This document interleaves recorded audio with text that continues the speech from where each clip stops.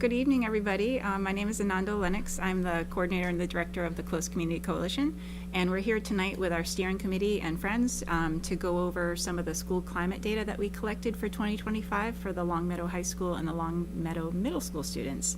We're not going to get too in-depth on this stuff. We're mostly looking at highlights and trends that we thought were noteworthy.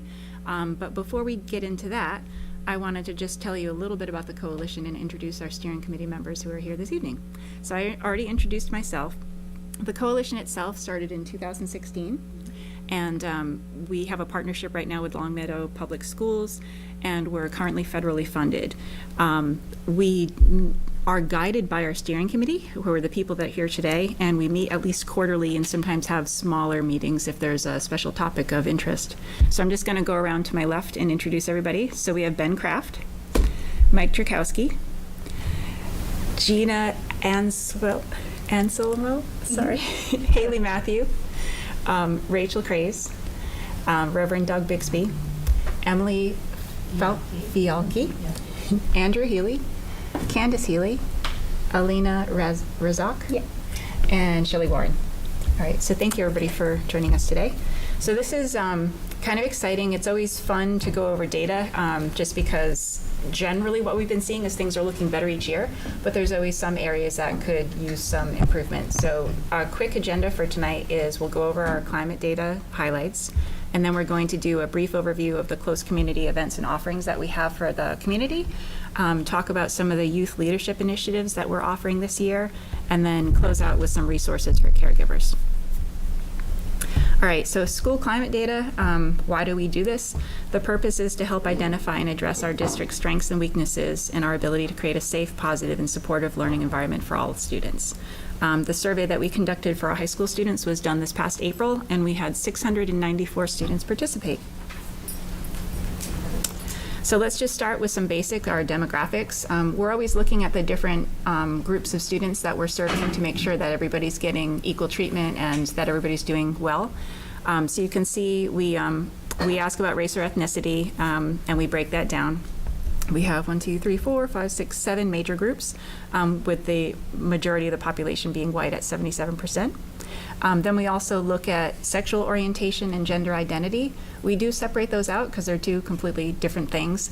And I know the slide's a little difficult to read, but for those who are curious, about 81 of our students identify as straight, and 19% identify as LGB, which also includes, in some cases, undecided or other. And then that little note at the top with the asterisk is from the Massachusetts Youth Behavioral Risk Survey, which the most recent data is from 2023, I believe. And the average amount of students identifying as LGBTQ on their survey is 23%. And then closing out demographics, if you look at the bottom, we do ask about gender identity. And so we have about 48% identify as cisgender male, 46% as female, and then approximately 6% fall into a category of either not identifying as either gender, so non-binary or transgendered. Sometimes, just in case people ask, the reason that it's important to get those demographics is because we will see trends with certain groups. Like if there's other groups that are like in a minority, sometimes it can be a little bit harder of a school experience, so we always have to look at that. So what we start the survey with after demographics is we ask about school connectedness, and there's 4 core questions that we asked in this survey. One is, do you have a connection with at least one adult in the school community? The other is, do you feel as though you have at least one teacher at the high school who believes you can achieve at high levels? We ask students if they feel they're being treated with respect by their teachers, and are there other students at the high school with whom they feel they belong? School connectedness is one of those things that's been identified as something these are all protective factors. The more connected students feel to the school, generally the better their performance and overall outcomes. So when we look at connection, we're looking at adult connection, respect by staff, fits and belongs. You might notice that 2021 and 2022 are a little light on data. That's because they were learning at home at the time, so it was really hard to get measures on other connectedness. But overall, the high school seems to stay solidly in the mid to high 80s, sometimes reaching the 90s as far as adult connection, respected by staff, and feeling that they belong. One thing that we really stand out with is having an adult staff person who believes we can achieve at high levels, which is, I think, something that's kind of special within this district. To the left, just so that we can always compare us to the state, the most recent data, again, is from 2023. Their question that gets at Adult Connection is, they have staff that they can talk to about a problem, so they're running at about 71% of reporting that they do. And as far as fitting in or belonging at school, only about 61% say that. So in some ways, we are definitely doing better than the state in that regard, which is nice to see. And then this slide is just to show why connection matters. When you compare different measures of mental health and compare it to the students who say they feel connected and those who don't, you'll see that there's lower levels of depression, suicide, and other problems. Everything basically except for anxiety for the students that feel connected. Anxiety is one of those things, the more I dig into this and learn about teenagers, that it's kind of an inescapable part of being a high school student. So it doesn't matter in some ways how good you get it. There's just certain things that are going to make you anxious going through school, including homework and your own expectations. This one, and my apologies, it is really hard to read. I was just trying to get into subsets without having to take like 10 more slides to do it. But some of the things that I wanted to point out that definitely need to be watched a little bit closer is with some of the smaller subsets of our population of students, like if we look at sexual orientation and school climate, and then race and ethnicity in school climate, and then gender identity in school climate, there's certain pockets where these groups of students aren't doing as well as the general population. So if we look briefly at sexual orientation, we see larger discrepancies between straight students and LGB students in regards to feeling bullied at school, cyberbullied, or harassed due to their orientation, or sexually harassed at school. So these are all kind of like student social areas. It's good to see that they still all have very similar rates of feeling connected to adults, respected by staff, and have people that can believe in them. But there's definitely some social stuff going on. And then if we go over to the right and look at race and ethnicity, again, we're seeing pretty good measures of adult connection respected by staff. It's a little low for Middle Eastern and North African students, but the area where I saw discrepancies was harassed due to race was definitely 25% for Latino students, which is a large percentage of a population, 24% for students who are Black, and 20% for, I'm sorry, I reversed the two. It was 25% for Middle Eastern and 20% for Hispanic. And then just closing out this slide, if we look at gender identity, this is a little bit more nuanced of a slide. When we were looking at sexual orientation, it was great to see that the relationship with staff seemed solid throughout, and it was more the peer interactions that were struggling. But if you look at gender, for example, staff believe you can achieve. For students who identify as trans or non-binary, it's only at 75%, which is the lowest we've seen anywhere. So that's definitely something that's noteworthy. And they're also greater recipients or higher self-reporting of being harassed due to their gender. The next part, we get into mental health core questions. These address things like self-harm, reports of sadness or depression, suicidality, disordered eating, and stress and anxiety. And I just put this slide up to remind people of Maslow's hierarchy of needs. We're fortunate that the majority of our students, when they're talking about stress, they're in the top of the pyramid where they're feeling it. Most of them are feeling like their physical needs are being met and that they're safe and that they have families that love them. But they're definitely feeling the stress of just, high achieving academics. So here is a trend line for you on mental health.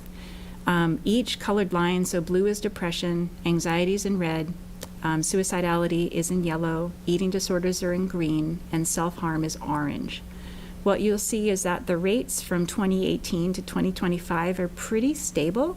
There was an uptick during the COVID years, which I know the entire country was experiencing, so that makes sense. And I think what we need to do as a community is just try to figure out what are we comfortable with as our baseline. Is 30% for anxiety what we want? Can we make it lower? So this is what we've been seeing over the years.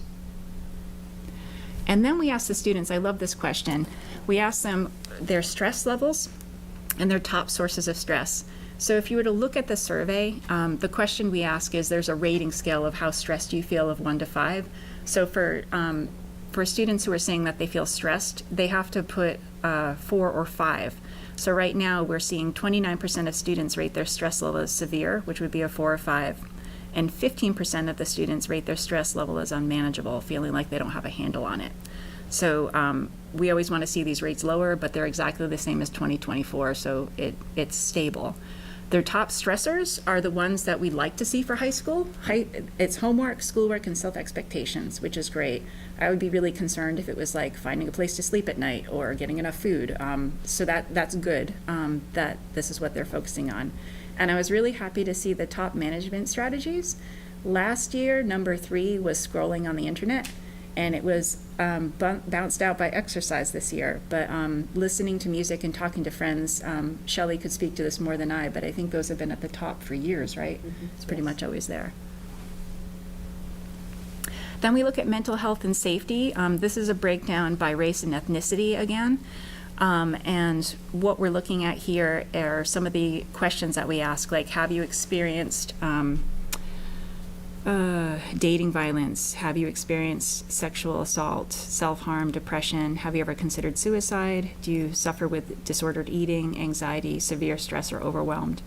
And what I would draw your eye to on this is just the lines that are taller than the others. So severe stress is rated the highest right now by students who are Asian. Anxiety is highest for students Middle Eastern and also Hispanic. And then eating disorders, Black students were at higher risk or reported it more. Black students also reported higher rates of depression and self-harm. Overwhelmed was Asian students listed themselves as overwhelmed with more regularity than other students. So I think this is important to look at, just so that when we're looking at what the school is doing to address these kind of things, that there might be certain pockets that need more attention as we go through the year.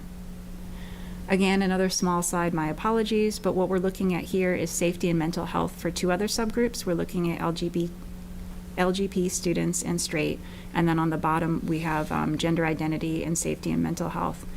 And the questions that are hard to read are experience dating violence, experience sexual assault, self-harm, depression, suicide, eating disorders, anxiety, severe stress, and overwhelmed. So what we saw from this is that LGBTQ, transgendered, non-binary, and cisgendered female students all report higher levels of mental health struggles and assault than cisgendered males. And at some times, like if you look at the trans non-binary students, they definitely have much higher rates of all of the markers of poor mental health, which is something we should all be aware of. And the same with sexual orientation, higher rates of depression, anxiety, severe stress, disordered eating, and basically almost every marker, except for dating violence. And then the final section for our high school is we get into our substance use core questions. We ask them, like, do your parents disapprove of underage use? What about your peers? How harmful do you think these various substances are if you were to use them? And what is your past 30-day uses, which is the measure we use for like regular use versus have you ever tried something? And it's looking good with this. I'm just going to start with the little green box to the right. That's data from the Massachusetts YRBS survey. That survey will ask about perceptions. So the perception question is like, we'll get students to self-report their use rates, but then we'll also, sometimes surveys will ask, what do you think the use rates are for your school? And what we tend to notice in this all the time is that students over-perceive the use rates. So for example, for vaping, when you ask students how many kids do you think are vaping, 76% say, yeah, they're vaping, when the actual rate is actually 16%. So it's often a very big gap. And the same you'll see with alcohol. 65% are thinking that's how many people use when it's actually just 22%. But for the bulk of the rest of this chart, we're looking at 2016 data compared to 2025 data, just to see where we started and where we are now. And it's looking good. From 2016, we're seeing a 41% decrease in alcohol use. We've seen a 44% decrease in binge drinking. We've seen a 29% decrease in cannabis use and a 14% decrease in vaping. So that's a positive trend. And then again, we do some breakdowns based on different populations. So here we're looking at gender identity and substance use. And what we see is cisgender females show the highest rates of vaping, whereas cisgender males are showing the highest rates of oral tobacco use.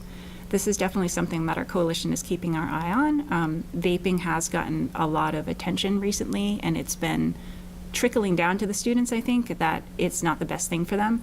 But as soon as there's a nicotine product that gets kind of blacklisted, a new one pops up. So right now we're noticing that oral tobacco products are getting marketed pretty heavily, especially to male athletic teams like lacrosse and the more kind of masculine ones. And we're definitely seeing an uptick. And then we have sexual orientation and substance use. And what we notice here with just trends is that straight students are more likely to report 30-day alcohol use, more likely to report binge drinking, but students who identify as LGB are more likely to report cannabis use and vaping. The other thing that I thought was interesting as I was going through the data is that students with IEPs are showing much higher rates of cannabis use, which was the only outlier that really caught my eye. So it made me want to look a little bit deeper. So we do ask students, like, how dangerous do you think it is for someone your age to use various drugs? And with students with IEPs, I noticed a very distinctive difference between how dangerous they thought cannabis was. Only 58% are reporting that they think it could cause a risk, versus 77% of the other students not on IEPs. And the other big difference was using a prescription drug not prescribed to them. Only 76% reported that that was dangerous versus 90% of the general ed population, which I just found interesting. And then we're almost done with the high school data, but this nice little chart just goes over like cross-referencing different answers on this survey. So in this one, what we're looking at are students who drink alcohol regularly versus those who don't. So for people who report drinking, 44% of them are regular cannabis users, which means that they're 14 times more likely than kids who aren't drinking. They're 14 times more likely to be a vape user. They're 2 times more likely to experience depression. They're 1 time more likely to experience anxiety. Students earning A's and B's, whether they drink or not, seem to be about the same, but they are twice as likely to report suicidality. So this is just looking at students who report drinking and the greater risk it puts them on these other categories.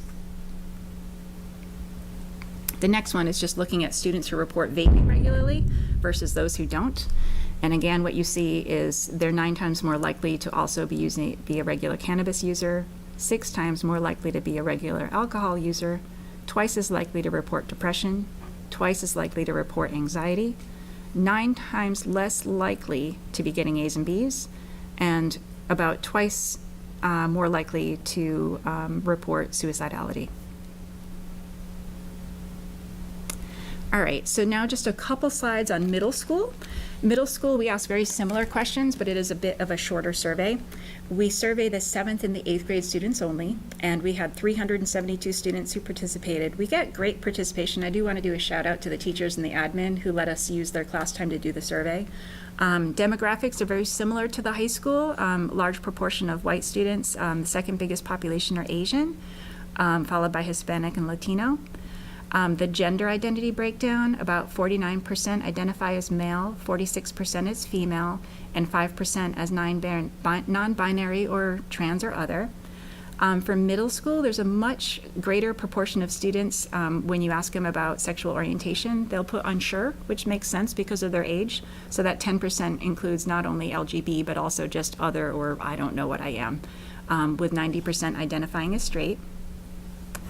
When we look at substance use, if we compare 7th and 8th grade, there is kind of a marked difference. These numbers are really small, which is great. You know, like we're looking at vaping and it's 1.8%. For THC, it's 1.2. For alcohol, it is 4.7. But when you compare it to the 7th grade, it's nice to see 7th graders, at least for this past year, are showing no THC use, no vaping, and a very small percentage of alcohol. And then if we look at the middle school's alcohol use and compare it to the U.S. and to state rates, Shelley, maybe you can help me understand the MAYRBS, like, is that no data, or does that just mean that it was flat between 2022 and 2023? If there's a line on there at all, it just means it was flat. Otherwise, the no data would be the years that there's no yellow. That there's no lines, on there. okay. Yeah. So you'll see for our middle school, there was a spike in 2024, but it's gone right back down for 25, which is great. And if you compare it to the US, pretty similar, except for that 1 year, 2024, which could be a cohort effect. And then what we're looking at this slide for the middle school is past 30-day use and daily use of ENDS, which are electronic nicotine devices.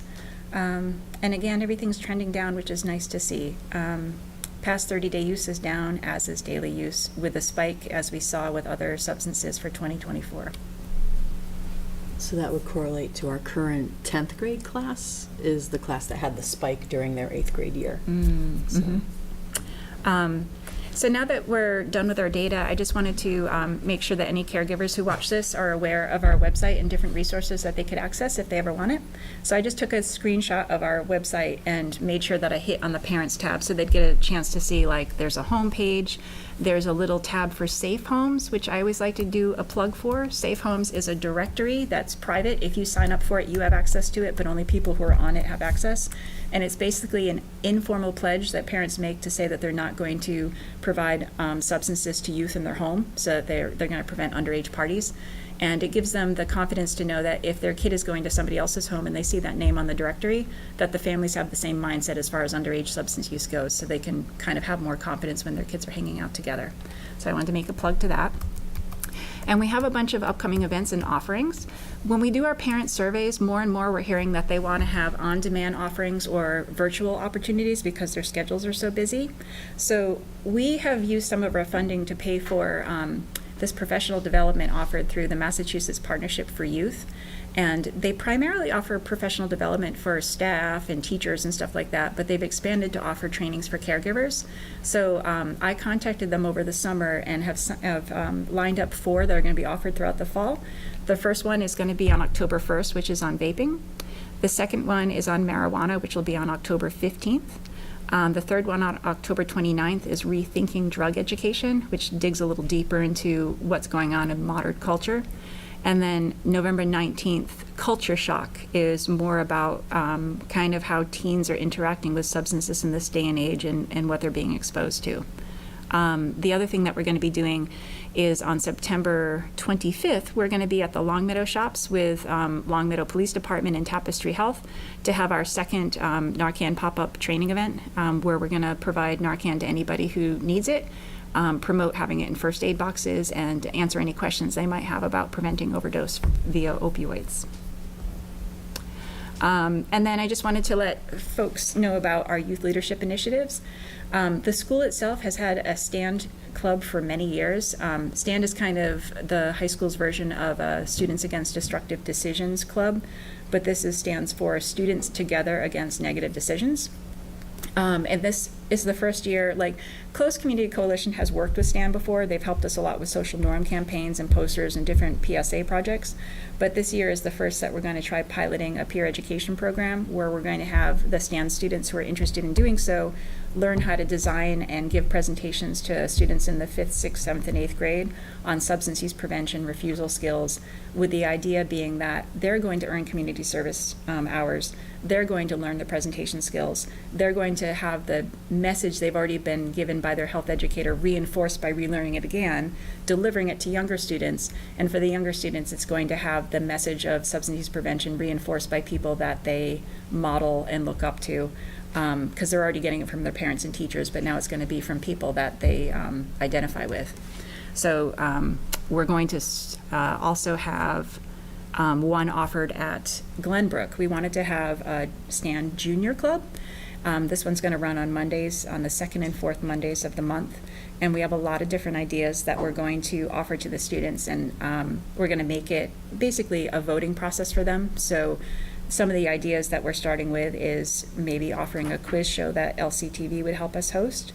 The other is utilizing the Photo Voice. If people aren't familiar with that, it's where you take groups that generally are kind of not heard from as often, and youth fall into that category. And they'll identify something that they want to draw attention to or raise awareness about. Sometimes it's been like young kids talking about how their playground's really dangerous and they want to make it better. And so they'll go out and take pictures of it and write a personal narrative about how they feel about it.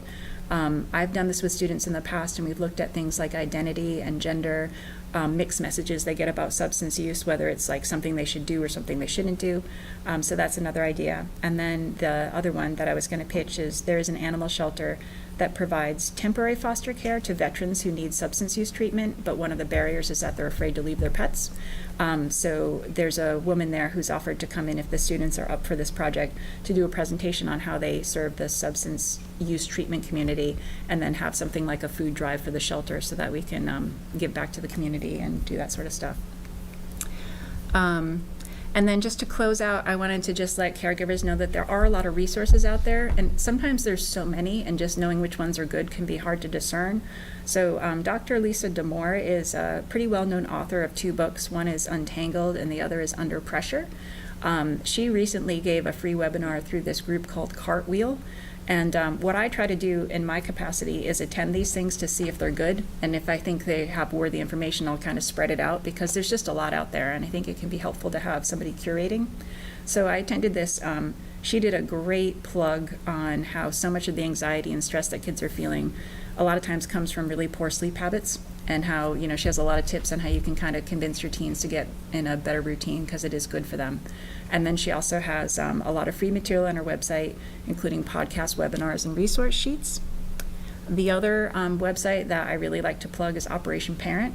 They have so many webinars. They tend to offer them monthly, sometimes more often, and they always hit topics like substance use, mental health, and how to empower youth. And they've been pretty good. I've actually watched a lot of these, and they have really good pointers for parents. And that's all we have for today. Anybody who wants to join us again, we have our meetings quarterly. Sometimes we have them more often if we have a special initiative coming up, but we're going to be here again in A15 on October 28th from 7 until 8:30 p.m. And if anybody has questions or needs to reach me, my email is there, and this will be posted on LCTV. So thanks to everybody who joined us.